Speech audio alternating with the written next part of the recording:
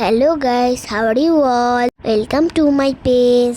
আজকের ব্লগে তোমাদেরকে দেখাবো ভেলোরের একটি কার্তিক মন্দির। মন্দিরটি ছোট্ট একটি পাহাড়ের চূড়ায় অবস্থিত। এই মন্দিরটি কার্তিককে উদ্দেশ্য করে করা হয়েছে। এটাকে মুরুগান টেম্পলে বলে। মুরুগান অর্থাৎ কার্তিক। এখানে ভগবান কার্তিকের 92 ফুট উচ্চতার একটি বিশাল মূর্তি রয়েছে। মূর্তিটি প্রায় 9 তলার সমান। এটি বিশ্বের তৃতীয় বৃহত্তম কার্তিক মূর্তি। মন্দিরে যাওয়ার জন্য দুটো পথ রয়েছে। একটা সিঁড়ি দিয়ে উঠতে হয়, আর একটা গাড়িতে করে মন্দিরের কাছে যাওয়া যায়। আমরা গাড়িতে করেই গিয়েছিলাম মন্দিরের কাছে। অনেক ঘোরাঘুরি করেছিলাম তো, তাই টায়ার্ডও ছিলাম। এই মন্দিরটি একটি পবিত্র স্থান।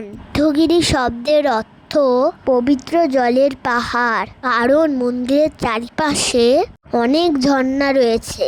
মন্দিরের চারিপাশের প্রাকৃতিক সৌন্দর্য ও শান্ত পরিবেশ মনকে শান্ত করে দেয়। ভেলোর শহর থেকে মন্দিরের কাছে যেতে 40-50 মিনিট সময় লাগে। এত সুন্দর কার্তিকের মূর্তি আমি কখনোই দেখিনি। কি সুন্দর করে যে তৈরি করেছে। এত বড় কার্তিক ঠাকুরের মূর্তির কাছে আমাকে যে কি ছোট লাগছিল দেখতে। কি বিশাল যে মূর্তি কার্তিক ঠাকুরের, না দেখলে বোঝাই যাবে না।